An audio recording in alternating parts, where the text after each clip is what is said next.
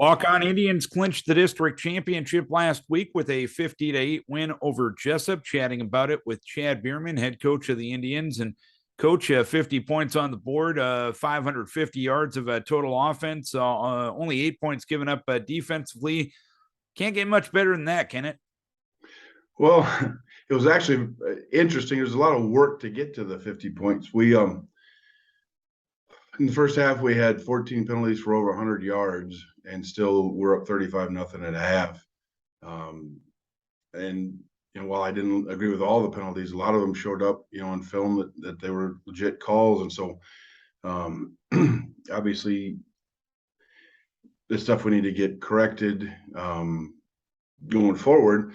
But the kids, I think earlier in the season when we faced adversity, we would get down and pout about it for, a play. And now we've gotten back to the point where if something goes bad, we just line up and go the next play and fix it. So what do you credit that to? Just working at some resilience, and, the kids, that's something we preach, is that, you can't get bogged down with even a bad play. I mean, you got to learn from that play, but you got to move on and play the next play, and not have, if you lose, don't let the same team beat you twice. Well, this is, if you have a bad play, don't let the bad play that you had on the last one, mess you up for the next one. So yeah, we can make mistakes or get a call that we may or may not agree with, but that doesn't matter. We have to move on and play the next play. And when you had a situation like you had in that first half, where you put up some really good numbers, but there was also some negative things. You mentioned the 14 penalties for over 100 yards. Is that a good thing, knowing the fact that there's some things that the guys know they can improve on heading into week number 8 here tonight and beyond? I think so. Just being able to have stuff to talk about as far as what we need to work on. The defense played well and let us, if we had the ball, we got ball turned over at the 5 and didn't get points on it because we had penalties and took us back, and the defense got the ball right back for us and went in and scored. And so the defense playing better gives us a little more flexibility with the offense. But this is just stuff we've been preaching about, cleaning up the penalties, and it doesn't, that's one thing that we're not really progressing yet, but we'll keep at it. And if we get it fixed, we can make a run here when the playoffs start. If we don't get it fixed, we'll be out pretty quick. And is it a case of technique? Is it a case of being out of position? Why are you still struggling on that end of things?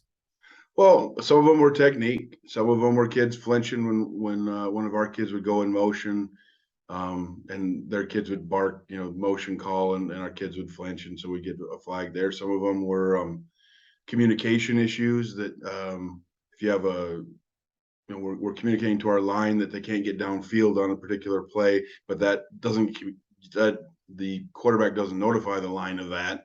They're going to get downfield, and so we had a touchdown called back where we had linemen downfield because they weren't told not to be downfield. So. And you mentioned your defensive performance, only 8 points given up. You had 13 tackles for a loss, 5 sacks, and you forced a couple of turnovers. Of course, now I'm looking at that in a macro perspective. Any micro concerns on the defensive end of things, or did everything go pretty well last Friday night? Well, we had some coverage issues.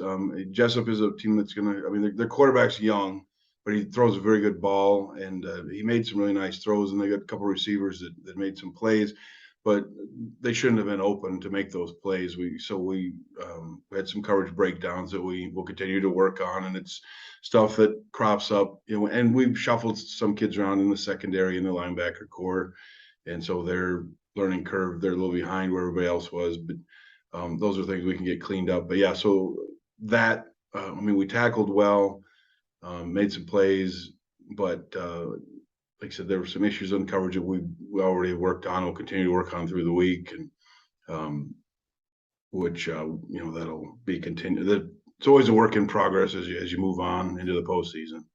And when you have those kids that are shuffling around a little bit between linebacking core and secondary, can they really learn a lot without that on the job training like they saw last Friday night? No, and that was actually our offensive and defensive starters played one series in the second half, and they 3 and out, got the ball scored, and pulled them with like 7 minutes to go in the third quarter with a running clock, and so we were able to get a bunch of kids in to get some experience for our 2 deep and 3 deep kids as well. And this week, you take on Union. What are you expecting out of the Knights?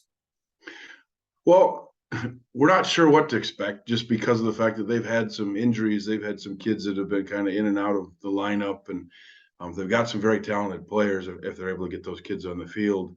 So we will prepare, assuming that those kids will be on the field and their offense will be explosive. And last week they played NFE, and some of those kids were dinged or weren't on the field or went down during the game, and that kind of impaired what they could do. But if they're healthy, they're a very dangerous team. All right, Coach. Hopefully, you can end the regular season in style this week. Keep your guys healthy. We wish you best of luck and look forward to previewing the playoffs with you next week. All right. Thank you. Chad Beermann, head coach of the Walk-On Indians.